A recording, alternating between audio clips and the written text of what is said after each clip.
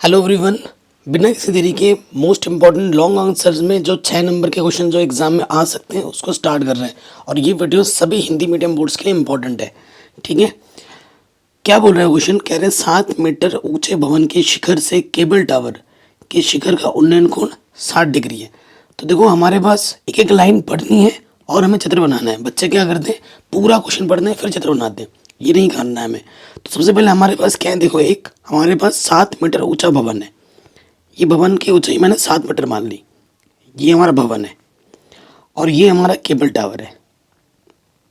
ठीक है, ये हमारा केबल टावर है और ये हमारी ज़मीन है।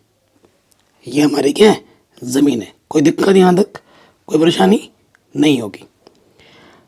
तो अगर आप चाहो समझने के लिए आप लिख भी सकते हो इधर कि ये भवन है और ये हमारा मीनार है, ताकि कंफ्यूजन ना रहे। ठीक, ये लिख दिया। हमें क्या बोल रहे हैं, 7 मीटर ऊंचे भवन के शिखर से, शिखर ये हुआ, केबल टावर के शिखर का जो उन्नयन कोण है वो कितना है, 60 डिग्री है। अब उन्नयन कोण बनाने के लिए हमें इसके समानांतर रेखा लेनी पड़ेगी, नीचे वाले के ले लिया और फिर हमें मिलाना पड़ेगा। उन्नयन कोण है ना, तो यहाँ से इसको मिलाना पड़ेगा। मिला दिया तो उन्नयन कोण हमें कितना दे रखा है, उन्नयन कोण हमें दे रखा है 60 डिग्री।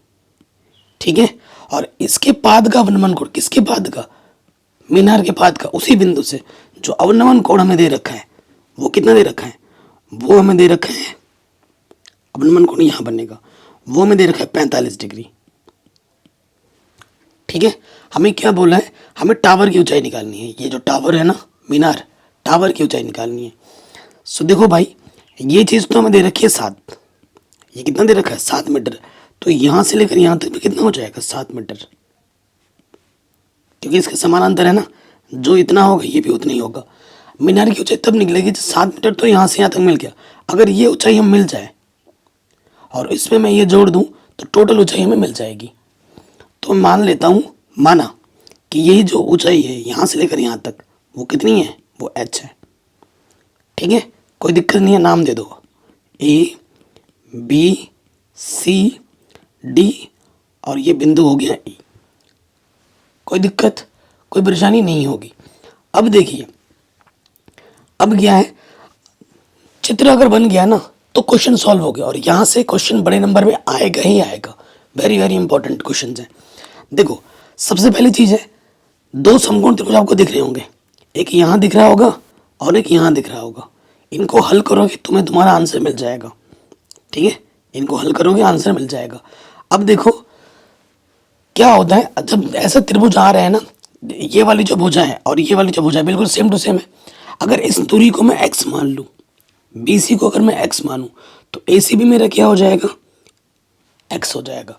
तो ऐसे प्रश्नों में अगर कोई भुजा उभयनिष्ठ आ रही है दोनों समकोण त्रिभुज में, उसको लेना ही पड़ता है, उसको हमें लेना ही पड़ता है। तो सबसे पहले आ जाते हैं छोटे वाले त्रिभुज में। त्रिभुज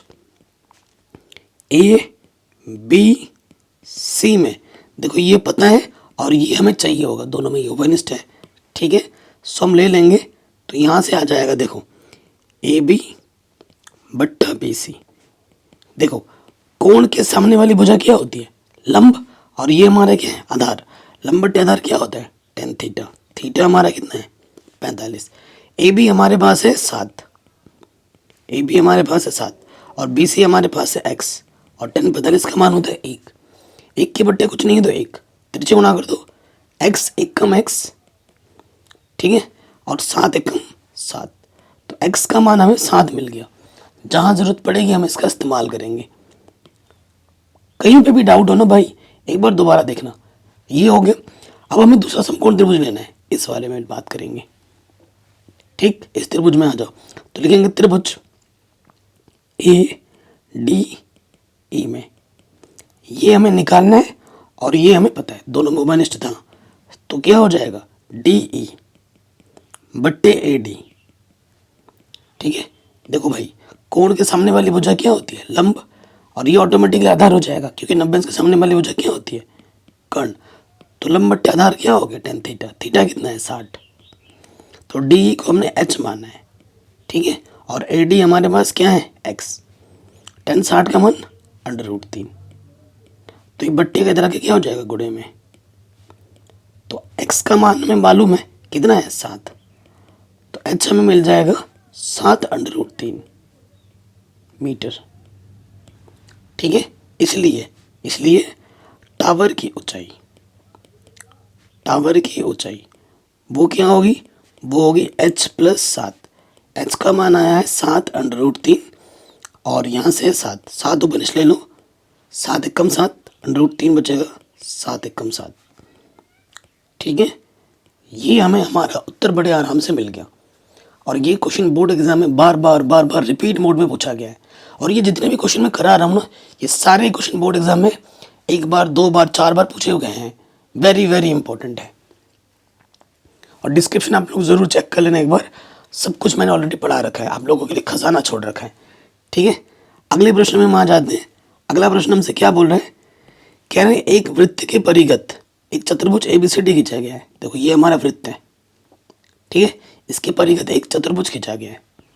ठीक है, तो हमें ये सिद्ध करना है कि AB प्लस CD किसके बराबर होगा, AD प्लस BC के।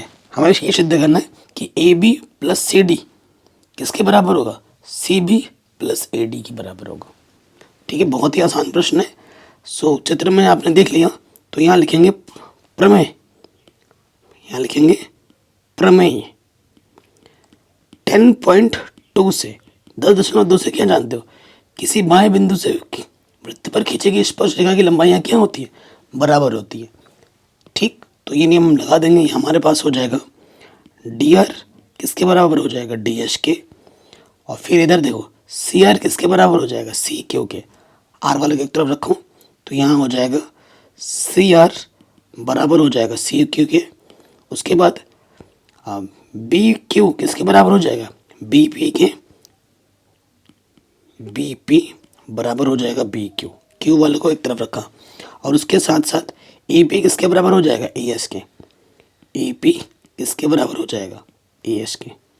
समीकरण 1 2 3 और ये 4। ठीक, अब हमें क्या करना है, समीकरण 1 2 3 4 को जोड़ देना है। समीकरण 1 प्लस 2 प्लस 3 प्लस 4 से। ठीक है, बायां वाला बाईं तरफ जुड़ेगा और दायां वाला दाईं तरफ।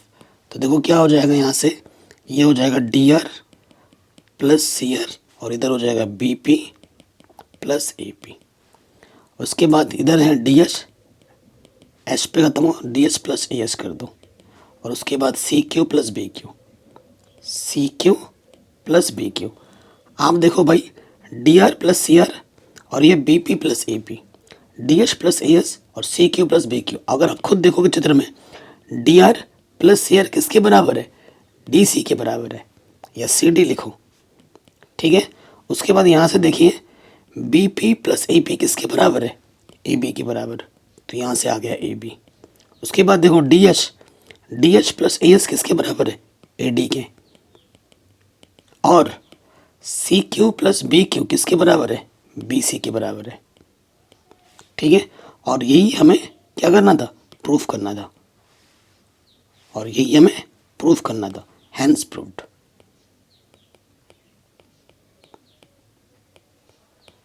ठीक है, यही हमें सिद्ध करना था।